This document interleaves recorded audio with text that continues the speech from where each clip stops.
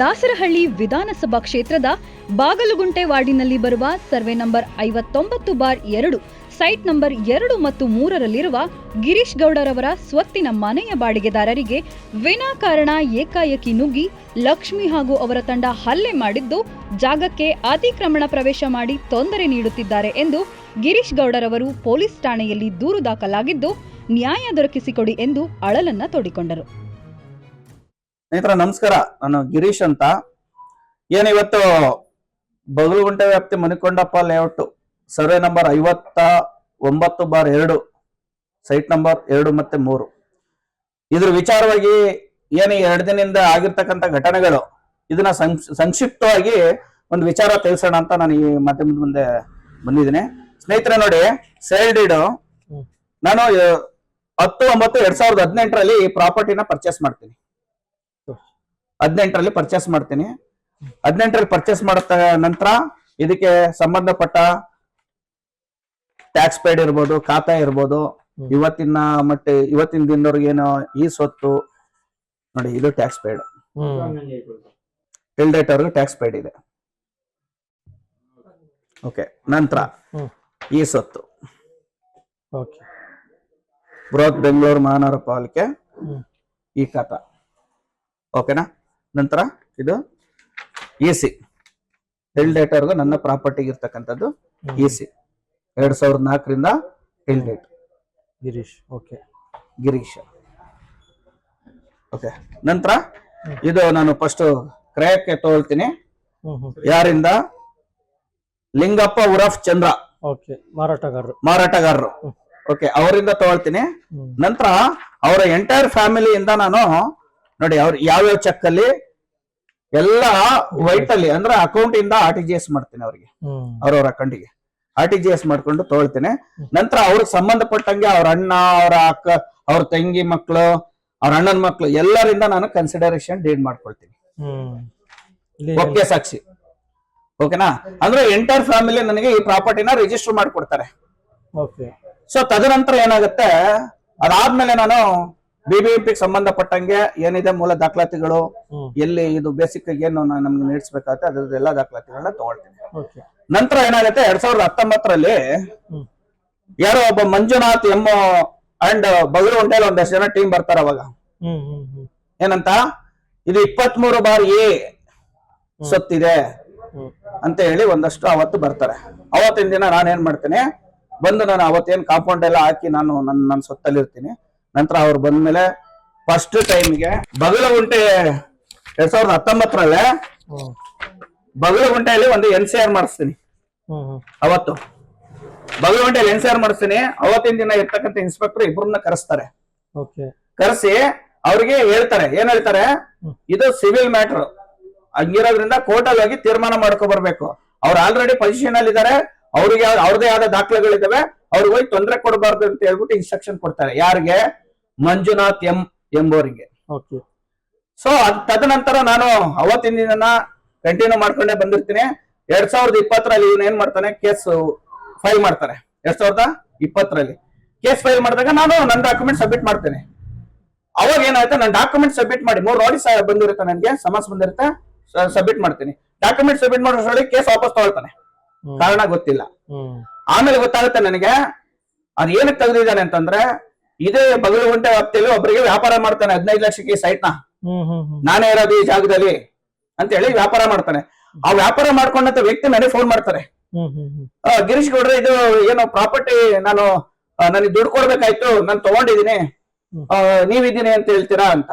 ನನಗೆ ಗೊತ್ತಿಲ್ಲ ಯಾವ್ದು ಸೈಟ್ ನಂಬರ್. 23 ಬಾರಿ ನಂದಲ್ಲ, ನಂದು ಸೈಟ್ ನಂಬರ್ 2 ಮತ್ತು 3. ಓಕೆ, ಸೊ ನಂದು 2 ಮತ್ತು 3 ಇರೋದ್ರಿಂದ ನಂದೆಲ್ಲ ಸೈಟ್ ನಂಬರ್ ಅಂತ ಹೇಳ್ತೀನಿ. ಅವತ್ತು ಅಲ್ಲಿಗೆ ಆಗುತ್ತೆ. ನಂತರ ಏನ್ ಮಾಡ್ತಾರೆ, ಆ ವ್ಯಕ್ತಿ ಫೋರ್ಸ್ ಮಾಡ್ತಾರೆ, ನಿಂದು ಸೈಟೇ ಅಲ್ಲ, ನಿಂದ ಯಾವ್ದೋ ಬೋಗಸ್ ಪೇಪರ್ ಇಟ್ಕೊಂಡು ನೀನು ನನಗೆ ಯಾಮರಿಸ್ತಾ ಇದೆ ಅಂತ ಹೇಳ್ಬಿಟ್ಟು ಅವ್ರೇನ್ ಮಾಡ್ತಾರೆ, ಪ್ರಭಾವಿ ವ್ಯಕ್ತಿಗಳ ಜೊತೆ ಸೇರ್ಕೊಂಡು ದುಡ್ಡಿಗೆ ಆಫರ್ ಇಡ್ತಾರೆ. ಇವ್ನು 15 ಲಕ್ಷ ಇಸ್ಕೊಂಡ್ಬಿಟ್ಟಿರ್ತಾನೆ, ಆಫರ್ ಇಡ್ತಾನೆ. ನಂತರ ಏನಾಗುತ್ತೆ, ಆ ಕೋವಿಡ್ ಬರುತ್ತೆ. ಕೋವಿಡ್ ಸಂದರ್ಭದಲ್ಲಿ ನಾವು ಸಹ ಎಲ್ಲೂ ಯಾರು ರೋಡೇ ಅಡ್ಡಾಡಂಗಿಲ್ಲ. ಸೊ ಅಂತದ ಸಂದರ್ಭದಲ್ಲಿ ನಾವ್ ಇರ್ತೇವೆ. ಆ ಟೈಮಲ್ಲಿ ಕೋವಿಡ್ ಆದ್ಮೇಲೆ 2021ರಲ್ಲಿ ಯಾರು ಮಾಂತೇಶಯ್ಯ ಬೀಜಿ, ಇಲ್ಲಿ ನೋಡಿ ಪೊಸಿಷನ್ ಅಲ್ಲಿ ನಾನಿದ್ದೀನಿ, ನನ್ನ ಪೇಪರು ನನ್ನ ಜಾಗ ನಾನು ಇದೀನಿ, ನಾನೇ ಇಲ್ಲಿ ವಾಸ ಇದ್ದೆ ಅವಾಗ. ಓಕೆ. ಅಂದ್ರೆ ಬಾಡಿಗೆದಾರರಿಂದ ಬಿಟ್ಟಿದ್ದೀನಿ. ಒಂದು 2021ರಲ್ಲಿ ನನಗೆ ಮಾಹಿತಿ ಬರುತ್ತೆ, 23 ಬಾರ್ ಎ ಸೈಟ್ ನಂಬರ್ ಮಾಂತೇಶಯ್ಯ ಬೇಜಿ, ಈ ವ್ಯಕ್ತಿ ದುಬೈಲಿ ಇರ್ತಾನೆ, ರಿಜಿಸ್ಟರ್ ಆಗತ್ತೆ. ಯಾರಿಗ GPA ಕೊಟ್ಟಿರ್ತಾನೆ, ಅದೇನೋ ಪ್ರೊಸೀಜರ್ ಇದೆಯಂತೆ, ನಾವು ಹೊರಗಡೆ ಇದ್ರು ನಾವು ರಿಜಿಸ್ಟರ್ ಮಾಡ್ಕೋಬಹುದು ಇರ್ಬೋದು. GPA ಮೇಲೆ ರಿಜಿಸ್ಟರ್ ಮಾಡ್ಕೊಳ್ತಾನೆ ಯಾರು, ಮಾಂತೇಶಯ್ಯ ಬೀಜಿ. ನಂತರ ನಾನು ಅದನ್ನ ತೆಗಿಸ್ತೀನಿ, EC ತೆಗಿಸ್ತೀನಿ ಅವಾಗ. ಆಮೇಲೆ ಕೆಲವರು ಹೇಳ್ತಾರೆ, ಯಾಕೆ ತಲೆ ಕೆಡ್ಸ್ಕೊತೀರಾ, 23 ಬಾರಿ ಹೇಗೂ ನಿಮ್ಗೆ ಏನೋ ಸಂಬಂಧ ಇದೆಯಾ? ನಮ್ಮ ವಕೀಲರು ಹೇಳ್ತಾರೆ ಹಿಂಗ್ ಮಾಡಿದ್ದಾರೆ ಸರ್ ಅಂತ. 23 ಬಾರಿ ಅವ್ರು ಏನ್ ಬೇಕಾದ್ರೂ ಮಾಡ್ಕೊಳ್ಳಿ, ನಮ್ಗೆ ಅದಕ್ಕೂ ಸಂಬಂಧ ಇಲ್ಲ. ಸೊ ನಾವು ಮಾಡ್ಬೇಕಾದ್ರೇನೋ ನನ್ ಜಾಗ ಏನೋ ಸೈಟ್ ನಂಬರ್ 2 and 3. ಸೊ ಈ ತರ ಇರೋದ್ರಿಂದ ನಾನು ಸುಮ್ನೆ ಒಂದಷ್ಟು ದಿನ ಇರ್ತೀನಿ. ನಂತರ ಕೋರ್ಟ್ ಇಂದ ನೋಟಿಸ್ ಬರುತ್ತೆ, ಕೇಸ್ ಆಗಿದೆ. ಏನು ಕೇಸ್ ನಂಬರು 138, 139. 138 ಕೇಸ್ ನಂಬರ್ ಬಂದು ಮಾಂತೇಶಯ್ಯ ಬೀಜಿ. ಇವನ್ ಬಂದು ಕೋರ್ಟ್ ಅಲ್ಲಿ 8 ಅಲ್ಲಿ ಅಪ್ಲೈ ಮಾಡ್ತಾರೆ. 139 ಕೇಸ್ ನಂಬರ್ 139 ಕೇಸ್ ನಂಬರ್ನ ಕೋರ್ಟ್ ಅಲ್ಲಿ 6 ಅಲ್ಲಿ ಮಾಡ್ತಾರೆ. ಒಂದ್ ಅರ್ಥ ಮಾಡ್ಕೋಬೇಕಿಲ್ಲ, ಇದೇ ಮಾಂತೇಶಯ್ಯ ಬೀಜಿಗೆ ಸೇಲ್ ಮಾಡ್ಬಿಡ್ತಾನೆ. ಪ್ರಾಪರ್ಟಿಲಿ ಯಾರಿದ್ದಾರೆ, ಪ್ರಾಪರ್ಟಿ ಇದೆಯೋ ಇಲ್ಲೋ ಅದು ನೋಡಲ್ಲ ಯಾರು, ಮಾಂತೇಶಯ್ಯ ಬೀಜಿ. ಅವನೆಲ್ಲ ದುಬೈಲಿ ಇರ್ತಾನೆ, ಅವನಿಗೆ ಇದೇ 15 ಲಕ್ಷಕ್ಕೆ ಸೇಲ್ ಮಾಡ್ತಾನೆ. ಯಾಕೆ ಸೇಲ್ ಮಾಡ್ತಾನೆ ಅಂತಂದ್ರೆ, ಇಲ್ಲಾರು ಲೋಕಲ್ ವ್ಯಕ್ತಿಗೆ ಮಾರಾಟ ಮಾಡಿರ್ತಾನೆ, ಅವ್ನು ಪ್ರೆಸರ್ ಹಾಕಿರ್ತಾರೆ, ಅವ್ರಿಗೆ 15 ಲಕ್ಷ ಕೊಡ್ಬೇಕಲ್ಲ, ಬಿಡಲ್ಲ ಅವರು. ಅದಕ್ಕೆ ಯಾರೋ ಒಬ್ಬ ಹೊರಗಡೆ ಇರೋ ವ್ಯಕ್ತಿನ ಹುಡುಕಿ ಯಾರೋ ಬ್ರೋಕರ್ ಮೂಲಕನೇ ಮಾಡಿದ್ರು ಅಂತ ಮಾಹಿತಿ ನನಗೆ, ಸೇಲ್ ಮಾಡ್ತಾರೆ. 15 ಲಕ್ಷ ಇತ್ತ ಸರ್ ವ್ಯಾಲ್ಯೂ, ಅಷ್ಟೇ ಇತ್ತ, ಎಷ್ಟಿತ್ತು ಸರ್ ವ್ಯಾಲ್ಯೂ? ಅವತ್ತು ಅವನು ಸೇಲ್ ಮಾಡ್ತಕ್ಕಂತ ಸಂದರ್ಭದಲ್ಲಿ 80 ಲಕ್ಷ ಪ್ರಾಪರ್ಟಿ ವ್ಯಾಲ್ಯೂ ಸರ್. ಇದು 2021ರಲ್ಲಿ 80 ಲಕ್ಷ ಪ್ರಾಪರ್ಟಿ ವ್ಯಾಲ್ಯೂ. ಅಂದ್ರೆ 2017ರಲ್ಲೇ ನಾನು 45 ಲಕ್ಷ ಕೊಟ್ಟು ಪರ್ಚೇಸ್ ಮಾಡಿದೀನಿ ಅಂತ ಅಂದ್ರೆ 3 ವರ್ಷದಲ್ಲಿ ಪ್ರಾಪರ್ಟಿ ವ್ಯಾಲ್ಯೂ ಇನ್ಕ್ರೀಸ್ ಆಗುತ್ತೆ, ಡಿಕ್ರೀಸ್ ಆಗುತ್ತೆ ಅಲ್ವಾ? ಸೊ ಆಗುತ್ತೆ, ಏನಾಗುತ್ತೆ, ಆಮೇಲೆ ನೋಟಿಸ್ ಬರುತ್ತೆ. ನನಗೆ ಆಶ್ಚರ್ಯ ಆಯ್ತು, ಯಾರು ಮಾಂತೇಶಯ್ಯ ಬೀಜಿ ಯಾರು? ಅಯ್ಯೋ ನನಗೆ ಗೊತ್ತಿಲ್ಲ. ಯಾರು ಮಂಜುನಾಥ್ ಅಂತ ಬಂದಿದ್ದ, ಮಾತಾಡದ್ದೆ ಹೋಗಿದ್ದ. ಈಗ ಏನೋ ಸಿನಿಮಾ ನಂಬರ್ 2 ಅದೇನೋ ಪಾರ್ಟ್ 2 ಅಂತಾರಲ್ಲ, ಹಿಂಗೆ ಮಾಂತೇಶಯ್ಯ ಬೀಜಿ ಎಂಟ್ರಿ. ಹೆಂಗೆ ಎಂಟ್ರಿ ನನಗೆ ಹೆಂಗ್ ಗೊತ್ತಾಗುತ್ತೆ? ಕೋರ್ಟ್ ಇಂದ ನೋಟಿಸ್ ಬರುತ್ತೆ, ನನ್ನನ್ನ ಪಾರ್ಟಿ ಮಾಡಿ ಹಾಕ್ತಾರೆ, ಇಂಜೆಕ್ಷನ್ ಶೂಟಿಗೆ ಹಾಕೊಳ್ತಾರ. ಸೊ ತೊಂದ್ರೆ ಇಲ್ಲ, ನಮ್ದೇನಿದೆ ಮೂಲ ದಾಖಲಾತಿಗಳಿದ್ದು ಕೊಟ್ಟಿದ್ದೀನಿ, ನನಗೇನ್ ಸಂದರ್ಭ ಇದಿಲ್ಲ. ಆಮೇಲೆ ಕೇಳ್ತಾರಲ್ಲಿ, ನಾನು ಕೋರ್ಟಲ್ಲಿ ಕೇಳ್ತಾರೆ 23 ಬಾರಿ ಏನು ನೀವು ತೊಂದರೆ ಕೊಡ್ತಾ ಇದ್ದೀರ ಅಂತ. ಹೌದಾ ಸರ್? ಗೊತ್ತಿಲ್ಲ ಸರ್. ಯಾವುದೇ ವಿಚಾರ 23 ಬಾರಿ ಪೇಪರ್ ಇದೆಯಾ? ಗೊತ್ತಿಲ್ಲ ಸರ್. ಯಾಕೆ ನನಗೆ ಅವಶ್ಯಕತೆ ಇಲ್ಲ ಅದು. ನಾನು ಕೋರ್ಟಲ್ಲಿ ಇದನ್ನ ವಾದ ಮಾಡ್ತೀನಿ. ನಂತರ ಏನಾಗುತ್ತೆ, 2021ರಲ್ಲಿ ಕೇಸ್ ಹಾಕ್ತಾರೆ, ಕೇಸ್ ನಡೀತಾ ಇದೆ. 21 ಆದ್ಮೇಲೆ ನಾನೇನ್ ಮಾಡಿರ್ತೀನಿ, ಅದು ಕೆವಿಟ್ ಪ್ರೊಸೆಸ್ ಹೋಗಿರ್ತೀನಿ. 2022ರಲ್ಲಿ ಅವನಿಗೆ ಸ್ಟೇ ಆಗುತ್ತೆ. ಯಾವ್ದಿದು ಮಾಂತೇಶಯ್ಯ ಬೀಜಿಗೆ ಸ್ಟೇ ಆಗುತ್ತೆ.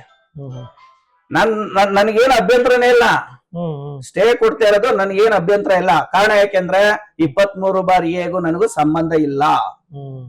ಸ್ಟೇ ಆಗಿದೆ, ಬಂದಿದ್ದಾನೆ. ಅದಾದ್ಮೇಲೆ ಬರ್ತಾನೆ, ಸ್ಟೇಷನ್ ಬರ್ತಾರೆ. ಸ್ಟೇಷನ್ ಬಂದ್ರು ಆ ಸ್ಟೇ ಇಟ್ಕೊಂಡು ನನ್ನನ್ನ ಖಾಲಿ ಮಾಡಿಸ್ಬೇಕು ಅಂತ ಹೋಗ್ತಾರೆ ಸ್ಟೇಷನ್. ನಂತರ ಏನಾಗತ್ತೆ, ನಾನು ಇವೆಲ್ಲ ಪ್ರೋಸೆಸ್ ಆಗೋಷ್ಟ್ರೊಳಗಡೆ ನನ್ನ ಪ್ರಾಪರ್ಟಿ ಮೇಲೆ 80 ಲಕ್ಷ ಲೋನ್ ಆಗಿರುತ್ತೆ. ನನ್ನ ಹೆಸರಲ್ಲಿ ಆಗಿದೆ. ಅದಕ್ಕೆ MODT ಕಾಪಿನೂ ಇಲ್ಲೇ ಇದೆ. ಪ್ರೋಟಿಯಂ ಫೈನಾನ್ಸ್ ಅಂತ ಹೇಳಿ, ಅದು ಸಹ 80 ಲಕ್ಷ ಲೋನ್ ಆಗಿದೆ. ಒಂದು ಲೋನ್ ಎಲ್ಲ ಆಗಿ ನನ್ನ ಪ್ರೋಸೆಸ್, ನಾನು ಲೋನ್ ತಗೊಳ್ತಾ ಇರ್ತೀನಿ, ನಾನು ಕನ್ಸ್ಟ್ರಕ್ಷನ್ ಮಾಡ್ಕೋಬೇಕು, ಅದೆಲ್ಲ ನಂದು ಪ್ಲಾನಿಂಗ್ ಅಲ್ಲಿ ಇರುತ್ತೆ. ಇದೇನಾಗುತ್ತೆ, ನಂತರ ಇವರು ಆ ಸ್ಟೇ ಕಾಪಿ ಅವ್ರಿಗೆ ಸ್ಟೇ ಆದ್ಮೇಲೆ ನನ್ನ ಹತ್ರ ಬರ್ತಾರೆ, ಅಲ್ಲಿ ಸ್ಟೇಷನ್ ಕರೆಸ್ತಾರೆ. ನಾನು ಹೇಳಿದೆ, ಅವ್ರಿಗೆ ಇನ್ಸ್ಪೆಕ್ಟರ್ ನಾನು ಅದೇ ಠಾಣಾಧಿಕಾರಿ ಹೇಳಿದೆ, 23 ಬಾರಿ ಹೇಗೆ ಸ್ಟೇ ಸಿಕ್ಕಿರೋದು, ನಂದೇನಾರ ಮೆನ್ಷನ್ ಇದೆಯಾ ಅಲ್ಲಿ? ನನ್ನ ಹೆಸರೇನು ಮೆನ್ಷನ್ ಇದೆಯಾ ಸರ್? ಅಥವಾ 2 ಮತ್ತು 3 ಅಲ್ಲ, ಅದು 23 ಅಂತ ಏನಾರು ಆಗಿದೆಯಾ? ಇಲ್ಲ, ನಥಿಂಗ್. 23 ಬಾರಿ ಸೈಟ್ ನಂಬರ್ಗೆ ಯಾರು ತೊಂದರೆ ಕೊಡಬಾರ್ದು ಅಂತಿದೆ. ಅವ್ರಿಗೆ ನೀಟಾಗಿ ಒತ್ತಿ ಎಕ್ಸ್ಪ್ಲೈನ್ ಮಾಡಿದೀನಿ. ಯಾರಿಗೆ? ಇನ್ಸ್ಪೆಕ್ಟರ್ಗೆ. ಆಮೇಲೆ ಏನೋ ಬೇರೆ ತರ ವ್ಯಾಯಾಮವಾಗಿ ಸ್ಟೇ ಆಗಿದೆ ಅಂತ ಬಂದು ಅತಿಕ್ರಮವಾಗಿ ಮಾಡೋದು, ಆತರ ಮಾಡಬಾರ್ದು ಹೇಳಿದ್ದೀನಿ. ಅದಾದ್ಮೇಲೆ ಬರುತ್ತೆ, ನಂತರ ಅದಾಗಿ ಹೇಳಿರ್ತೀನಿ. 1-3 ತಿಂಗಳಾದ್ಮೇಲೆ ಮತ್ತೆ ಬರ್ತಾರೆ ಅವಾಗ ಸರ್ ಸಂದೀಪ್ ಕೋರಿ ಅಂತ ಇನ್ಸ್ಪೆಕ್ಟರ್ ಇರ್ತಾರೆ. ನಾನು ಅವತ್ತು ಹೈದರಾಬಾದ್ ಅಲ್ಲಿ ಇರ್ತೀನಿ, ನನ್ನ ಯಾವ್ದೋ ನನ್ನ ವ್ಯಾವಹಾರಿಕವಾಗಿ ಹೈದರಾಬಾದ್ ಅಲ್ಲಿ ಇರ್ತೀನಿ. ಅವತ್ತು ಏನ್ ಮಾಡ್ತಾರೆ, ಒಂದಷ್ಟು ಜನ 2023ರಲ್ಲಿ ಒಂದಷ್ಟು ಜನ ಅವತ್ತು ಲೇಡೀಸ್ಗಳನ್ನ ನುಗ್ಗಿಸ್ತಾರೆ, ಗಲಾಟೆ ಮಾಡ್ತಾರೆ, ನಮ್ ಟೆನೆಂಟ್ ಹೊಡೆದಾಕ್ತಾರೆ, ಹಾಸ್ಪಿಟ್ಲಿಗೆ ಹೋಗಿರ್ತೀವಿ, ದೊಡ್ಡ ರಾದಂತಾನೆ ಆಗಿರುತ್ತೆ ಅವತ್ತು. ನಾನು ಬರ್ಲಿಕ್ಕೆ ಸಮಯ ಆಗತ್ತೆ, ಒಂದಿನ ಆಗತ್ತೆ, ಬಂದ್ಮೇಲೆ ನೋಡ್ತೀನಿ, ಆದ್ರೂ FIR ಮಾಡಿಸ್ತೀನಿ. ಅವ್ರ ಯಾರ್ಯಾರು ಇಲ್ಲಿ ಎಲ್ಲ ಬಂದಿದ್ರು ಅವ್ರ ಮೇಲೆ FIR ಆಗಿ ಅದು ಪ್ರೋಸೆಸ್ ಆಗುತ್ತೆ. ಆಮೇಲೆ ಏನ್ ಮಾಡ್ತಾರೆ, ಅವ್ರನ್ನೂ ಸಹ ಕಳಿಸ್ತಾರೆ, ಯಥಾಸ್ಥಿತಿ ಅಂತ ಹೇಳ್ತಾರೆ. ಅವತ್ತಿನ ದಿನ ಏನಿಲ್ಲ ಅಂದ್ರೆ ನನಗೆ ಸರ್ 15 ಲಕ್ಷ ರೂ ಖರ್ಚಾಗಿದೆ ಸರ್ ಅವತ್ತು. ಆ ಒಂದು ವಾರದಲ್ಲಿ 15 ಲಕ್ಷ ರೂಪಾಯಿ ಖರ್ಚು ಮಾಡಿದ್ದೀನಿ. ನನಗೆ ಸಾಕಾಗೋಯ್ತು, ಯಾಕಾದ್ರೆ ಈ ಪ್ರಾಪರ್ಟಿ ತಗೋಣ ಅಂತ ಬೇಜಾರಾಗೋಗ್ಬಿಟ್ಟಿದೆ ನನಗೆ. ಆಮೇಲೆ ನಂತರ ಏನಾಗುತ್ತೆ, ನಾನು ತುಂಬಾ ಸ್ಟ್ರಾಂಗ್ ಆಗಿ ಕುತ್ಕೊಂಡು ಇವೆಲ್ಲ ಕಟ್ಕೊಂಡು ಬಾಡಿಗೆ ಕೊಡ್ತೀನಿ ಸರ್. ನೋಡಿ ಬಾಡಿಗೆ ಕೊಡ್ತೀನಿ. ನೋಡಿ ಯಾವ್ದಿದು 1/4/2023 ಯಾರಿಗೆ, ಶ್ರೀಮತಿ ಗಂಗಾ ಎಂ ಅನ್ನೋರಿಗೆ, ಗಿರೀಶ್ ಅನ್ನೋರು, ನಾನೇ ಮಾಲೀಕರು, ಸೈಟ್ ನಂಬರ್ 2 ಮತ್ತು 3 ಇಲ್ಲಿ ಬಾಡಿಗೆ ಕೊಡ್ತೀನಿ. ಅವ್ರಿಗೇನ್ ಬೇಕು ನೀರಿನ ವ್ಯವಸ್ಥೆ ಇವೆಲ್ಲ ಮಾಡಿಬಿಟ್ಟು ಬಾಡಿಗೆ ಕೊಡ್ತೀನಿ. ಯಾಕಂದ್ರೆ ಇಲ್ಲಿ ಯಾವಾಗ್ಲೂ ಇರ್ಲಿಕ್ಕೆ ಆಗಲ್ಲ ಅಂತ ಹೇಳಿ 2 ಮನೆ ಮಾಡಿ ಇಬ್ಬರಿಗೆ ಬಾಡಿಗೆ ಕೊಡ್ತೀನಿ. ಬಾಡಿಗೆ ಕೊಟ್ಟಿದ್ದಂತ ಸಂದರ್ಭದಲ್ಲಿ ನಂತರ ಈಗ ಲೋನ್ ಅವರು ಬಂದಿದ್ದಾರೆ. ಲೋನ್ ಯಾರು 80 ಲಕ್ಷ ಸುಮ್ನೆ ಕೊಡಲ್ಲ, 7 ಸಲ ಅವರು ವೆರಿಫಿಕೇಶನ್ ಮಾಡ್ತಾರೆ. ಸೈಟು, ಜಾಗ, ಅದಕ್ಕೆ ಸೂಕ್ತ ದಾಖಲಾತಿಗಳು ಕೊಡ್ತಾರೆ. ಸೊ ಅದನ್ನೆಲ್ಲ ನೋಡಿ ಲೋನ್ ಪ್ರೊಸೆಸ್ ಆಗಿ ತದನಂತರ ಎಲ್ಲ ಆರಾಮಾಗಿದ್ದೀವಿ. ಈಗ ನಾನು ಕನ್ಸ್ಟ್ರಕ್ಷನ್ ಮಾಡ್ಬೇಕಂತ ಹೊರಟಿದ್ದೆ, ಆಲ್ರೆಡಿ ಪ್ಲಾನಿಂಗು ಮಾಡಿದ್ದೀನಿ. ನಂತರದಲ್ಲಿ ದಿನಾಂಕ 9/9/2025 ಅಂದ್ರೆ ಮೊನ್ನೆ ಏನಾಗುತ್ತೆ, ಏಕಾಏಕಿ ನಾನೇನ್ ಬಾಡಿಗೆ ಕೊಟ್ಟಿದ್ದೀನಿ, ನನ್ನ ಬಾಡಿಗೆಯಲ್ಲಿ ಗಂಗಾನವ್ರಿಗೆ ಬಾಡಿಗೆ ಕೊಟ್ಟಿದ್ದೀನಿ. ಗಂಗಾ ನಮ್ಮ ಬಂದು ಹ್ಯಾಂಡಿಕ್ಯಾಫ್ಟ್ ಇದ್ದಾರೆ, ಅವರಿಗೆ ಕಾಲುಗಳು ಸ್ವಾಧೀನ ಇಲ್ಲ, ಪಾಪ ಬಡವರು ಅವರೆಲ್ಲ. ಸೊ ಇದಾರೆ, ಅವ್ರು ಏನ್ ಮಾಡ್ತಾರೆ, ಆರಾಮಾಗಿ ಇಲ್ಲಿ ಇಟ್ಕೊಂಡು ಊಟ ಮಾಡ್ಕೊಂಡಿದ್ದಾರೆ. ಸೊ ಗೇಟ್ ಏನ್ ಮಾಡ್ತಾರೆ, ಗೇಟ್ ಹತ್ರ ಕೂತಿದ್ದಾರೆ. ಇವ್ರು ಏಕಾಏಕಿ ಬರ್ತಾರೆ. ನಾನು ನನ್ನ ಸ್ವತ್ತಿಗೆ ಸಂಪೂರ್ಣವಾಗಿ CCTV ಹಾಕಿ ಅದನ್ನ ಕ್ಲೌಡ್ ಅಲ್ಲಿ, ಏನೋ ಈಗ ಹೊಸ ಟೆಕ್ನಾಲಜಿ ಬಂದಿದೆ, ಅದರಲ್ಲಿ ಇಟ್ಟಿರ್ತೀನಿ ನಾನು. ನನ್ನ ಆಕ್ಸಿಸ್ ನ ನನ್ನ ಮನೆಗೆ ನನ್ನ ಹತ್ರ ಇರುತ್ತೆ, ಮತ್ತೆ ನನ್ನ ಆಫೀಸಲ್ಲಿ ಇರುತ್ತೆ. ನಾವು ಒಂದ್ಸ್ಕಣ ನಾನ್ ಬಿಸಿ ಇದ್ರು ಅಲ್ಲಿರ್ಲಿ, ಯಾಕೆ ಬೇಕು ಈ ತರ ಆಗುತ್ತೆ ಅಂತ. ಸೊ ಈ ತರ ಇದ್ದಾಗ ಇನ್ನೊಂದು ವಿಚಾರ, ಇದಕ್ಕಿಂತ ಮೊದಲು ನನಗೊಂದು ಡೌಟ್ ಬರುತ್ತೆ. ಒಂದು 15 ದಿವಸ ಮುಂಚೆ 23ನೇ ತಾರೀಕು 2008 ಆಗಸ್ಟ್ ಅಲ್ಲಿ ಇದೇ ಬಗಲುಂಟೆ ಸ್ಟೇಷನ್ ಅಲ್ಲಿ ಒಂದು NCR ಮಾಡಿಸ್ತೀನಿ ಸರ್. ಯಾರೋ ಈ ಸಂಚ್ ಹಾಕೋದು ಗೊತ್ತಾಗ್ತಾ ಇರುತ್ತೆ ನನಗೆ, CCTV ಈ ಫುಟೇಜ್ ನ ಕೊಟ್ಬಿಟ್ಟು ಬಗಲುಂಟೆ ಸ್ಟೇಷನ್ ಅಲ್ಲಿ ನೋಡಿ sir, NCR number P01952, date ನೋಡಿ ಯಾವತ್ತು 30/9 ಸಾರಿ ಅಲ್ಲ, ಈಗ 23/8/2025 ಇದ್ರಲ್ಲಿ ಹಾಕಿರ್ತೀನಿ. ಏನಂತ ಹಾಕಿದೀನಿ ಸರ್, ಸಾರಾಂಶವೇನೆಂದರೆ, ಈ ವಿಳಾಸದಲ್ಲಿ ವಾಸವಾಗಿದ್ದು ಬಿಸ್ನೆಸ್ ಮಾಡ್ಕೊಂಡಿರ್ತಾನೆ, 59/2 ಮುನ್ಕೊಂಡಪ್ಪ ಲೇಔಟ್ ಅಲ್ಲಿ ಬಗಲಗುಂಟೆ ಗ್ರಾಮ, ಯಶವಂತಪುರ ಸೈಟಿನ ವಿಚಾರವಾಗಿ ಮಂಜುನಾಥ್ ಮಂಜುನಾಥ್ ಮತ್ತು ಮಾಂತೇಶ ಎಂಬುವರು ಈಗಾಗಲೇ ನನ್ನ ಸೈಟಿನ ಸುತ್ತ ಅವ್ರ ಕಡೆಯವರು ವಂಚಾಗ್ತಿರ್ತಾರೆ ಅಂತ ಹೇಳಿ ಫೋಟೋ ಫುಟೇಜ್ ಎಲ್ಲ ಕಳಿಸ್ಬಿಟ್ಟು ನಾನು ಇವ್ರನ್ನ ಕರೆಸಿ ಕೂಡ್ಲೆ ಅವ್ರಿಗೆ ಹೇಳ್ಬೇಕು ಅಂತ ಹೇಳ್ತೀನಿ, ನಾನು ನ್ಯಾಯ ಕೊಡಿಸ್ಬೇಕು, ನಾಳೆ ದಿವಸ ಏನಾದ್ರು ಹೆಚ್ಚು ಕಮ್ಮಿ ಆದ್ರೆ ಇದಕ್ಕೆ ಹೊಣೆ ಇವರೇ ಅಂತ ಹೇಳ್ಬಿಟ್ಟು ಒಂದು NCR ಮಾಡಿಸ್ತೀನಿ ಸರ್. 23ನೇ ತಾರೀಕು NCR ಮಾಡಿಸ್ತೀನಿ. ಮತ್ತೆ ನಾನು ಏನ್ ಮಾಡ್ತೀನಿ, ನಂತರ ಯಾಕೆ ಇದು ಅಂತ ಹೇಳ್ಬಿಟ್ಟು ನಾನು ಸ್ಟೇಗೆ ಹೋಗ್ತೀನಿ ನನ್ನ ರೆಕಾರ್ಡ್ ಮೇಲೆ. ನನಗೆ 26ನೇ ತಾರೀಕು, ನನಗೆ 28ನೇ ತಾರೀಕು ಸ್ಟೇ ಸಿಗುತ್ತೆ. ಯಾರು, ಮಾಂತೇಶಯ್ಯ BG ಅಂಡ್ ಮಂಜುನಾಥ್ ಎಂ ಮತ್ತು ಅವರ ಕಡೆಯವರಿಂದ ಯಾರು ಸಹ ಬಂದು ತೊಂದರೆ ಕೊಡಬಾರ್ದು ನನ್ನ ಪ್ರಾಪರ್ಟಿಗೆ ಅಂತ ಹೇಳಿ ಒಂದು ಸ್ಟೇ ಆರ್ಡರ್ ಬರುತ್ತೆ, ನನಗೆ ಸ್ಟೇ ಆಗುತ್ತೆ.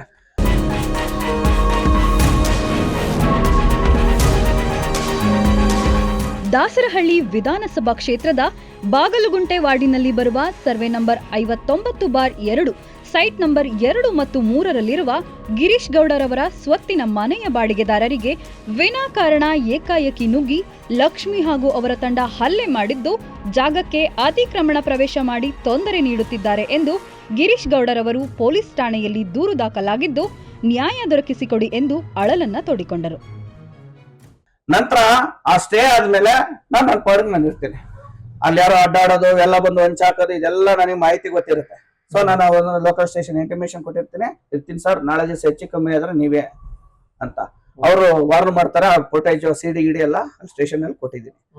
ನಂತರ ಏನಾಗುತ್ತೆ, 9ನೇ ತಾರೀಕು 9ನೇ ತಿಂಗಳು 2025 ಮಂಗಳವಾರ, ಅವತ್ತು ಮಂಗಳವಾರ ಬರುತ್ತಲ್ವಾ, ಮಂಗಳವಾರ 2 ದಿನ ಹಿಂದೆ ಅವತ್ತೇನ್ ಮಾಡ್ತಾರೆ, ಏಕಾಏಕಿಯಾಗಿ ಲಕ್ಷ್ಮಿ ಎಂಬ ದಲಿತ ಮುಖಂಡರು ಅಂತ ಹೇಳ್ಕೊಂಡು ಏಕಾಏಕಿ ನನ್ನ ಸ್ವತ್ತಿನೊಳಗೆ ಬರ್ತಾರೆ. ಸಮಯ 5:30 6 ಗಂಟೆ ಬರ್ತಾರೆ. ಏಕಾಏಕಿ ಬರ್ತಾರೆ. ಆ ಅಜ್ಜಿ ಅಲ್ಲೇ ಕೂತಿರುತ್ತೆ ಸರ್, ಇದೇ ಗೇಟ್ ಮುಂದೆ ಕೂತಿರುತ್ತೆ. ದಡಾರ್ ಅಂತ ಹೇಳ್ತಾರೆ. ಅಲ್ಲಿವರೆಗೂ ನನ್ನ ಹತ್ರ ರೆಕಾರ್ಡ್ ಇದೆ, ನಾನು ಅದು ಕ್ಲೌಡ್ ಅಲ್ಲಿ ಹಾಕೊಂಡು ಇಟ್ಕೊಂಡಿರೋದ್ರಿಂದ ನನ್ನ ಹತ್ರ ಎಲ್ಲಾ ರೆಕಾರ್ಡ್ಗಳಿದೆ. ಅವ್ರು ಹೆಂಗ್ ಬರ್ತಾರೆ, ಯಾರು ಬರ್ತಾರೆ, ಫಸ್ಟ್ ಇವರೆಲ್ಲ ಬರ್ತಾರೆ. ಬಂದು ಆ ಅಜ್ಜಿನ ಕಾಲಲ್ಲಿ ಒದಿತಾರೆ, ಹಿಂಗೆ ಏಯ್ ಸೈಡ್ ಹೋಗು ಅಂತ ಒದಿತಾರೆ. ತಳ್ಕೊಂಡ್ ಬರ್ತಾಳೆ. ಒಬ್ಳು ಲೇಡಿ ಫಸ್ಟ್ ಬರ್ತಾಳೆ, ಯಾರೋ ಅವಳು ಲಕ್ಷ್ಮಿ ಅನ್ನೋಳು ಫಸ್ಟ್ ಬರ್ತಾಳೆ. ಬಂದ ತಕ್ಷಣ ಸೀದಾ ಏನ್ ಮಾಡ್ತಾರೆ, ಇಲ್ಲಿ CCTV DVR ಈ ಕಡೆ ಇಟ್ಟಿದ್ದೀನಿ, ಇಲ್ಲಿದೆ. ಆ DVR ನ ಇಲ್ಲಿ ವೈರ್ ಕಟ್ ಮಾಡ್ತಾಳೆ, DVR ನ ಕಿತ್ಕೊಳ್ತಾಳೆ. DVR ಕಿತ್ಕೊಂಡು ಅವ್ರ ಜೊತೆ ಅಷ್ಟು ಟೀಮ್ ಇಲ್ಲೇ ಹೊಂಚಾಗ್ತಾ ಇರುತ್ತೆಲ್ಲ. ಆಮೇಲೆ ಏನ್ ಮಾಡ್ತಾರೆ, DVR ನ ಎಸ್ಕೇಪ್ ಮಾಡ್ಬಿಡ್ತಾರೆ. ಯಾಕೆ DVR ಎಸ್ಕೇಪ್ ಮಾಡ್ತಾರೆ ಅಂದ್ರೆ, ಅವ್ರು ಏನೇನ್ ಮಾಡ್ತಾರೆ ಎಲ್ಲ ಎವಿಡೆನ್ಸ್ ರೆಕಾರ್ಡ್ ಆಗತ್ತಲ್ಲ ಅಲ್ಲಿ. ಸೊ ಅದಕ್ಕೋಸ್ಕರ ಫಸ್ಟ್ ಅವ್ರದ್ದು ಪ್ರೀ ಪ್ಲಾನ್ ಮಾಡ್ಕೊಂಬರ್ತಾರೆ.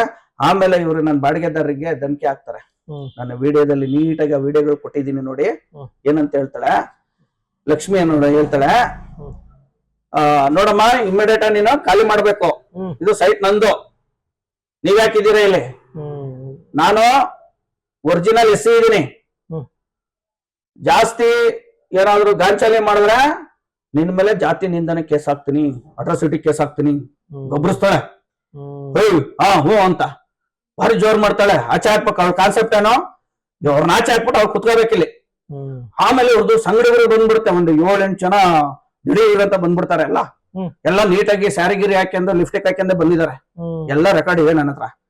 ಸೊ ಬರ್ತಾರೆ, ನನ್ನ ಬಾಡಿಗೆದಾರರಿಗೆ ಧಮಕಿ ಹಾಕ್ತಾರೆ, ನಾನು ಒರಿಜಿನಲ್ SC ಇದೀನಿ. ಸರ್ ಒರಿಜಿನಲ್ SC ಅಂದ್ರೆ ಏನ್ ಸರ್, ನನಗೆ ಗೊತ್ತಾಗ್ತಾ ಇಲ್ಲ. ನಾನು ಒರಿಜಿನಲ್ SC ಇದೀನಿ, ಅಟ್ರಾಸಿಟಿ ಕೇಸ್ ಹಾಕ್ಬಿಡ್ತೀನಿ ಅಂತ ಹೇಳಿ ಧಮಕಿ ಹಾಕ್ಬಿಡ್ತಾರೆ. ಆಮೇಲೆ ಒಂದು ಬಿಳಿ ಸ್ಕಾರ್ಪಿಯೋ ತರ್ತಾರೆ. ಆ ಸ್ಕಾರ್ಪಿಯೋ ನಂಬರ್ ನಾನು FIR ಅಲ್ಲಿ ಹಾಕ್ಸಿದೀನಿ. ಆ ಸ್ಕಾರ್ಪಿಯೋ ತರ್ತಾರೆ, ಇಲ್ಲಿ ಹಾಕೊಳ್ತಾರೆ, ಇದೇ ಜಾಗದಲ್ಲಿ ಸ್ಕಾರ್ಪಿಯೋ ಹಾಕೊಳ್ತಾರೆ. ಆಮೇಲೆ ಇಲ್ಲೆಲ್ಲ ಚಾಪೆಗಳು ಹಾಕೊಂಡು ಫುಲ್ ಅವ್ರದೇ ಆರ್ಭಟ. ಅಲ್ಲಿ ನೋಡಿ ಏನೇನೋ ತಿಂದು ಎಲ್ಲ ಗಬ್ಬೆ ಬಿಡಿಸಾಕ್ಬಿಟ್ಟವ್ರೆ ನನ್ನ ಸೈಟ್ನ. ಅವ್ರದೇ ಆರ್ಭಟ, ಎಣ್ಣೆ ಹೊಡೆದವ್ರೆ ನೈಟ್. ಈ ತರ ಕುತ್ಕೊಂಡು ಮಾಡಿ ನಮ್ಮವ್ರನ್ನೆಲ್ಲ ಧಮಕಿ ಹಾಕಿ ನನಗೆ ಸಮಯ 6:30 7 ಗಂಟೆ ಅಷ್ಟೊಳಗೆ ಕಾಲ್ ಬರುತ್ತೆ. ಸರ್ ಹಿಂಗೆ ಸೈಟ್ ಒಳಗೆ ಏಕಾಏಕಿ ಯಾರೋ ನುಗ್ಗಿದ್ದಾರೆ. ಅಲ್ಲ, ಅವ್ರ ಲೇಡೀಸ್ಗೂ ನಿಮ್ಮ ಜಾಗಕ್ಕೆ ಏನ್ ಸಂಬಂಧ ಅಂತ? ಸರ್ ನನಗೆ ಅವ್ರು ಯಾರು ಅಂತ ಗೊತ್ತಿಲ್ಲ ಸರ್. ಅವನ್ಯಾರೋ ಮಾಂತೇಶಯ್ಯ ಅಂತ ಹಾಕೊಂಡಿದ್ದಾನೆ, ಮಂಜುನಾಥ್ ಎಮ್ಮನ ಹಾಕೊಂಡಿದ್ದಾನೆ. ಅವ್ರನ್ನ ಬರ್ಲಿ, ಏನೋ ನನ್ನ ಸೈಟು ನನ್ನ ಹತ್ರ ರೆಕಾರ್ಡ್ ಇದೆ ಅಂತ ಹೇಳ್ಕೊಂಡಿದ್ದಾನೆ, ಬರ್ಲಿ. ನಾನು ಒಪ್ಕೊತೀನಿ. ಯಾಕಂದ್ರೆ ಕೋರ್ಟಲ್ಲಿ ಲೆಕ್ಕ ಹಾಕಿದ್ರೆ ನಾನು ಕೋರ್ಟಲ್ಲಿ ನನ್ನ ಡಾಕ್ಯುಮೆಂಟ್ ಪ್ರೆಸೆಂಟ್ ಮಾಡಿದ್ದೀನಿ, ಕೇಳಿ. ಈ ಲಕ್ಷ್ಮಿ ಯಾರು ಸರ್? ಈ ಲಕ್ಷ್ಮಿ ಸಂಗಡಿಗರು ಯಾರು ಸರ್? ಪ್ರಾಪರ್ಟಿ ನಂದು, ನಾನು ದುಡ್ಡು ಕೊಟ್ಟು ಪರ್ಚೇಸ್ ಮಾಡಿದ್ದೀನಿ. ಯಾರು ಈ ಲಕ್ಷ್ಮಿ? ಅವಳು ಯಾಕೆ ನನ್ನ ಜಾಗಕ್ಕೆ ಬರ್ಬೇಕು? ನನ್ನ ಸೈಟ್ ಒಳಗೆ ಬರಕ್ಕೆ ಅವಕಾಶ ಯಾರು ಕೊಟ್ರು ಸರ್? ಅವ್ರು ಹೇಳ್ತಾರೆ ಒಂದ್ ಮಾತು, ಒರಿಜಿನಲ್ SC ಅಂತ ಹೇಳ್ಬಿಟ್ಟು ಯಾರ ಸೈಟ್ ಬೇಕಾದ್ರೆ ನುಗ್ಬೋದಾ? ಅವರ ಪತ್ರ ಅವ್ರದ ಹತ್ರ ಇದ್ರೆ ಅವ್ರ ಮಾಡ್ಬೋದು. ಆಯ್ತು, ನನ್ನ ಹತ್ರ ಪತ್ರ ಇದೆ, ತಂದು ತೋರಿಸ್ಲಿ. ಆತರ ಬಂದು ದೌರ್ಜನ್ಯ ಮಾಡಿ ನನ್ನೊಂದಷ್ಟು ಇಲ್ಲೊಂದಷ್ಟು ಐಟಮ್ಗಳು ಇಟ್ಟಿದ್ದೆ, ಗಾಡಿಗಳಿದ್ದು ಎಲ್ಲ ಹೊಡೆದಾಕ್ಬಿಡವ್ರೆ. ಇಲ್ಲ ಕಂಪ್ಲೇಂಟ್ ಕೊಟ್ಟಿದ್ದೀರಾ? ಸರ್ ಬಂದೆ, ನನಗೇನೋ 7 ಗಂಟೆಗೆ ಗೊತ್ತಾಯ್ತು. ಇಮಿಡಿಯೇಟ್ ಆಗಿ ನಾನು 112 ಕಾಲ್ ಮಾಡಿದೆ. 112 ಕಾಲ್ ಮಾಡಿದಾಗ ಒಂದಷ್ಟು ಕಾನೂನು ರೀತಿಯಲ್ಲಿ ನಾನು ಏನ್ ಮಾಡ್ಬೇಕಾಯ್ತು ಅದನ್ನ ಮಾಡಿದೆ. 8-8:15 ಅಷ್ಟರೊಳಗೆ ಪೊಲೀಸ್ ಠಾಣೆಗೆ ಬಂದೆ. ನಾನು ಎಲ್ಲಾ ರೀತಿಯ ನನ್ನಲ್ಲಿ ಏನೇನಾಗಿತ್ತು, ಯಾರು ಬಂದು ಕೂತಿದ್ದಾರೆ ಅದಕ್ಕೆ ಒಂದು ದೂರು ಕೊಟ್ಟೆ. ದೂರು ಕೊಟ್ಟ ತಕ್ಷಣ ನಮ್ಮ ಪೊಲೀಸ್ ಇಲಾಖೆ ಅಷ್ಟೊತ್ತಿಗೆ 9 ಗಂಟೆ ಆಗೋಯ್ತು. ಈಗ ಅವರು ಇದರ ಬೆಳಗ್ಗೆ ನೋಡೋಣ ಅಂತ ಹೇಳಿದ್ರು. ನನ್ನ ದೂರ ನನ್ನ ಪ್ರೊಸೀಜರ್ ನಾನು ಮಾಡಿದ್ದೀನಿ. ಬೆಳಗ್ಗೆ ಹೊದ್ದು ಹೇಳಿದ್ದೀನಿ. ಸೊ ನಂತರ ಇವರು ಅವ್ರು ಲೇಡೀಸ್ ಇದಾರೆ, ಅದೇನೋ ಒಂದು ಸಬೂಬ್ ಹೇಳ್ತಾ ಇದ್ರು. ನಾನು ಕೂಡಲೇ DCP ಅವ್ರ ಹತ್ರ ಹೋದೆ, ಕಮಿಷನರ್ ಹತ್ರ ಹೋಗ್ಬಿಟ್ಟು ನಂದು ಎಲ್ಲಾ ದಾಖಲಾತಿಗಳನ್ನ ಇಟ್ಟೆ. ನಂತರ ಕಾರಲ್ಲಿ ನಾನು ಕೋರ್ಟ್ಗೆ ಹಾಕ್ತೆ. ನನ್ಗೆ ಸ್ಟೇ ಆಗಿತ್ತಲ್ಲ, ಯಾರು ಅವ್ರಿಗೆ ತೊಂದರೆ ಕೊಡಬಾರ್ದು ಅಂತಿತ್ತಲ್ಲ. ಇದನ್ನ ತೋರ್ಸಿದ್ರು. ನಾನು ಪೊಲೀಸ್ ಇಲಾಖೆಗೆ ತೋರಿಸಿದೆ. ಬಟ್ ನಾನು ಕಾನೂನು ರೀತಿಯಲ್ಲಿ ಹೋಗೋಣ ಅಂತ ಹೇಳಿದೆ. ಮತ್ತೆ ಕೋರ್ಟ್ಗೆ ನಾನು ಹೋದೆ. ಸ್ವಾಮಿ, ನನಗೆ ಸ್ಟೇ ಆರ್ಡರ್ ಇದ್ರು, ಈ ತರ ಒಂದಷ್ಟು ಜನ ದಲಿತ ಮಹಿಳೆಯರು ಅಂತ ಹೇಳ್ಕೊಂಡು ಬಂದು ನನ್ನ ಸೊತ್ತಲ್ಲಿ ಕೂತಿದ್ದಾರೆ, ದೌರ್ಜನ್ಯ ಮಾಡ್ತಾ ಇದ್ದಾರೆ, CCTV ಕಳ್ತನ ಮಾಡಿದ್ದಾರೆ, ಹೊಡೆದಾಕಿದ್ದಾರೆ, ನನ್ನ ಆಸ್ತಿ ನಾಶ ಮಾಡಕ್ಕೆ ಬಂದಿದ್ದಾರೆ, ದಪ್ಪಾಯಿಸಕ್ ಬಂದಿದ್ದಾರೆ ಅಂತ ಹೇಳಿ ಇವ್ರು ಏನೇನ್ ಕೂತಿದ್ರು, ಏನೇನ್ ಮಾತಾಡ್ತಿದ್ರು, ಯಾರು ಈ ಒರಿಜಿನಲ್ SC ಇವ್ರದ್ದು ಎಲ್ಲ ಫೋಟೋ ಫುಟೇಜ್ಗಳು, ವಿಡಿಯೋ ರೆಕಾರ್ಡ್ಗಳನ್ನ ನಾವು ಮಾನ್ಯ ನ್ಯಾಯಾಲಯದ ಜಡ್ಜ್ ಮುಂದೆ ಇಟ್ವಿ. ಅವರು ಇದನ್ನೆಲ್ಲ ನೋಡಿ ಪರಿಗಣಿಸಿ ನನಗೆ ಒಂದು ಡೇ ಒಳಗಡೆ ಪೊಲೀಸ್ ಪ್ರೊಟೆಕ್ಷನ್ ಆರ್ಡರ್ನ ಕೊಡ್ತಾರೆ. ಸೊ ಈ ಪೊಲೀಸ್ ಪ್ರೊಟೆಕ್ಷನ್ ಆರ್ಡರ್ನ ನಾನು ತಗೊಂಡ್ಬಂದು DCP ಅವ್ರ ಹತ್ರ ಹೋಗ್ತೀನಿ.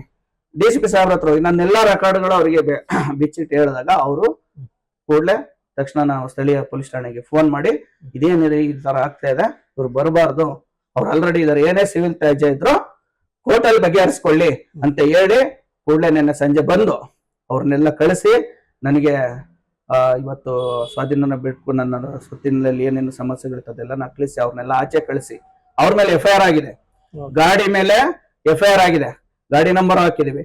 ಈಗ ನನಗೆ ಅವ್ರ ಇನ್ಸ್ಪೆಕ್ಟರ್ಗೂ ಅವ್ರ ಗಾಡಿಯಲ್ಲಿ ಈಗ FIR ಆಗಿದೆ ಅಂತಂದ್ರೆ ನನ್ನ CCTV ಕಳ್ತನ ಮಾಡಿದ್ದಾರೆ. ಕಳ್ತನಕ್ಕೆ ಬರೋದ್ರಿಂದ ಇವರು 303 ಏನೋ ಸೆಕ್ಷನ್ ನಲ್ಲಿ ಬರೋದ್ರಿಂದ ಗಾಡಿ ಮೇಲೆ PF ಹಾಕ್ಬೇಕು. ಇವರು ಗಾಡಿನ ಸೀಜ್ ಮಾಡ್ಬೇಕು. ಗಾಡಿನ ಹೇಳ್ಕೊಂಡು ಟೋಯಿಂಗ್ ಮಾಡಿದಾರೆ. ನಾಳೆ ಗಾಡಿ ಟೋಯಿಂಗ್ ಮಾಡಿ ಸ್ಟೇಷನ್ ಅಲ್ಲಿ ಹಾಕಿದ್ದಾರೆ, ಸೀಜ್ ಮಾಡಿದ್ದಾರೆ. ಅವರಿಗೆ ಅವರನ್ನು ಅರೆಸ್ಟ್ ಮಾಡಿದ್ದಾರೆ. ಯಾರು ಈ ಮಹಿಳೆ ಗಂಡು ಗ್ರೂಪ್ಸ್ ಒಂದ್ 3 ಜನ ಜೆಂಟ್ಸ್ ಇವರೆಲ್ಲ ಬಂದಿದಾರಲ್ಲ, ಅವ್ರನ್ನ ಅರೆಸ್ಟ್ ಮಾಡಿದ್ದಾರೆ. ಇವತ್ತು ನನ್ನ ಪ್ರಾಪರ್ಟಿನ ರಿಲೀಸ್ ಮಾಡಿ ಕೊಟ್ಟಿದ್ದಾರೆ. ಪೊಸಿಷನ್ ಅಲ್ಲಿ ನಾವಿದ್ದೀವಿ ನೋಡಿ, ಇದೇ ನನ್ನ ಮನೆ, ಇದೇ ನನ್ನ ಜಾಗದಲ್ಲೇ ನಾನು ಮಾತಾಡ್ತಿರೋದು. ಇದೇ ಎಲ್ಲ ಪರಿಸ್ಥಿತಿ ಹಿಂಗಿರೋದು. ಇವತ್ತೇನು ಎಲ್ಲ ಪೊಲೀಸ್ ಇಲಾಖೆ ಸಹಕರಿಸಿ ನನ್ನ ಸೊತ್ತಿಗೆ, ನನ್ನಲ್ಲಿರೋ ದಾಖಲೆಗಳಿಗೆ ಕೋರ್ಟ್ ಸಹ ಸಹಕರಿಸಿ ಇವತ್ತು ನನಗೆ ಎಲ್ಲಾ ತರದ ಆರ್ಡರ್ಗಳು ಸಹ ಪೊಲೀಸ್ ಪ್ರೊಟೆಕ್ಷನ್ ಮಾಡಿಕೊಟ್ಟಿದೆ. ಇವತ್ತು ನನಗೆ ಪೊಲೀಸ್ನವರು ಸಹ ಜಾಗನ ನನಗೆ ಅವ್ರದ್ದೇನಿದೆ ವೆಕೆಟ್ ಮಾಡಿಸಿ ಕೊಟ್ಟಿದ್ದಾರೆ. ಸೊ ಇವತ್ತು ಇದೇನಕ್ಕೆ ಮಾತಾಡ್ತಾ ಇದ್ದೀನಿ ಅಂದ್ರೆ, ಮುಂದಿನ ದಿನಗಳಲ್ಲಿ ಬೇರೆ ಯಾರಾದ್ರೂ ನಾನು ಲೀಡರ್ಸ್ ಇದ್ದೀನಿ, ನಾನು ಪೊಲಿಟಿಕಲ್ ಇದ್ದೀನಿ, ನಾನೊಬ್ಬ ದಕ್ಷ ಬಲಿಷ್ಠ ಲೀಡರ್ ಇದ್ದೀನಿ ಅಂತ ಈ 59/2 ಸೈಟ್ ನಂಬರ್ 213 ಮುನ್ಕೊಂಡಪ್ಪ ಲೇಔಟ್ ಬಗಲಗುಂಟೆ ವ್ಯಾಪ್ತಿ, ಈ ಸೈಟ್ ವಿಚಾರ ಯಾರು ಇವನು ಎಲ್ಲಾ ಕಡೆ ಹೋಗಿದ್ದಾನೆ. ಇವಳು ಲಕ್ಷ್ಮಿ ಬಂದಿದ್ದಾಳ, 507 508 ಇರ್ಬೋದು, ನಾನು ಫೇಸ್ ಮಾಡ್ತಾ ಇರೋದು. ಸೊ ಹಂಗಾಗಿ ನಾನು ಈ ಮಾಧ್ಯಮದ ಮೂಲಕ ನನ್ನ ಲೀಡರ್ ಬಾಂಧವರಲ್ಲಿ ಹೇಳ್ತೀನಿ, ಎಲ್ಲಾ ಬಾಂಧವ ಸ್ನೇಹಿತರುಗಳಲ್ಲಿ ಹೇಳ್ತೀನಿ, ಏನಾದ್ರೂ ಈ ಜಾಗದ ಏನಾರ ಪೇಪರ್ ಹಿಡ್ಕೊಂಡು ನನಗೆ ಇದನ್ನ ಪೊಸಿಷನ್ ಕೊಡಿಸಿ ಮತ್ತೊಂದು ನ್ಯಾಯ ಕೊಡಿಸಿ ಅಂತ ಬಂದ್ರೆ ದಯಮಾಡಿ ತಗೋಬೇಡಿ. ನಾನು ಇದನ್ನ ನೊಂದು ಇವತ್ತು ಈ ಮಾಧ್ಯಮನ ಕರೆಸಿ ಮಾತಾಡ್ತಾ ಇದ್ದೀನಿ ಅಂತಂದ್ರೆ, ಮಾಧ್ಯಮ ಮುಂದೆ ಮಾತಾಡ್ತಾ ಇದ್ದೀನಿ ಅಂತಂದ್ರೆ ಕಾರಣ ಇಷ್ಟು ನೊಂದಿದ್ದೀನಿ ಅಂದ್ರೆ 7 ವರ್ಷ ಸತತ ಹೋರಾಟ. ನನ್ನ ಹಿಸ್ಟ್ರಿ ಬಗಲಗುಂಟೆ ಸ್ಟೇಷನ್ ನಲ್ಲಿ ಇದೆ ನೋಡಿ. ನಾನೇನು ಕ್ರೈಮ್ ಮಾಡಿಲ್ಲ, ಮತ್ತೊಂದು ಮಾಡಿಲ್ಲ. ಈ ಪ್ರಾಪರ್ಟಿ ತಗೊಂಡ ಮೇಲೆ ನನ್ನ ಮೇಲೆ ಪ್ರಕರಣಗಳನ್ನ ಮಾಡ್ತಾರೆ. ಸೊ ಹಾಗಾಗಿ ನಾನು ಪದೇ ಮತ್ತೊಂದ್ಸಲ ನಾನು ವಿನಂತಿ ಮಾಡ್ಕೊಳ್ತೇನೆ, ನಮ್ಮ ಎಲ್ಲಾ ಮುಖಂಡರುಗಳಲ್ಲಿ ಯಾರು ಸಹ ನಾನು ಬಿಡಿಸ್ಕೊಡ್ತೀನಿ, ನಾನೇನೋ ಮಾಡ್ತೀನಿ, ನಾನು ನ್ಯಾಯ ಕೊಡಿಸ್ತೀನಿ ಅಂತ ಬರಬೇಡಿ. ಎಲ್ಲಾ ದಾಖಲೆಗಳು ಕಾನೂನಿನ ರೀತಿಯಲ್ಲಿ ಇದೆ. ಇದನ್ನ ಕೋರ್ಟಲ್ಲಿ ತೀರ್ಮಾನ ಆಗ್ತಾ ಇದೆ. ಅಲ್ಲಿ ತೀರ್ಮಾನ ಆದ್ಮೇಲೆ ಯಾರ್ದು ಏನಂತ ಡಿಸಿಷನ್ ಆದ್ಮೇಲೆ ನಾವು ಡಿಕ್ಲೇರ್ ಮಾಡ್ಕೊತೀವಿ. ಮಧ್ಯದಲ್ಲಿ ನಾನು ಹೀರೋಯಿನ್ ಇದ್ದೀನಿ, ನಾನು ಒರಿಜಿನಲ್ ಡೂಪ್ಲಿಕೇಟ್ ಅಂತ ಹೇಳ್ಕೊಂಡು ದಯಮಾಡಿ ಬರಬೇಡಿ. ಈಗ ಏನ್ ಅತಿಕ್ರಮಣವಾಗಿ ಪ್ರವೇಶ ಮಾಡಿದ್ರು ನಿಮ್ಮ ಒಂದು ಜಾಗಕ್ಕೆ, ಅವ್ರನ್ನ ಇವಾಗ ಪೊಲೀಸರು ಅರೆಸ್ಟ್ ಮಾಡಿದ್ದಾರೆ. ಅಷ್ಟು ಜನ ಅರೆಸ್ಟ್ ಮಾಡಿದ್ದಾರೆ. ಆ ಕಾರು ತಂದು ನಿಲ್ಸ್ಕೊಂಡಿದ್ರು, ಕಾರನ್ನು ಸಹ ಸೀಜ್ ಮಾಡಿದ್ದಾರೆ. ನನ್ನ ಮುಂದ್ಗಡೆನೆ ಎಲ್ಲ ನಮ್ಮ ಮುಂದ್ಗಡೆನೆ ಬಂದು ಪೊಲೀಸ್ನವರೇ ಬಂದು ಅವ್ರನ್ನೆಲ್ಲ ಕಳಿಸಿ ನನಗೆ ಕೀ ಹ್ಯಾಂಡ್ ಓವರ್ ಮಾಡಿದ್ದಾರೆ.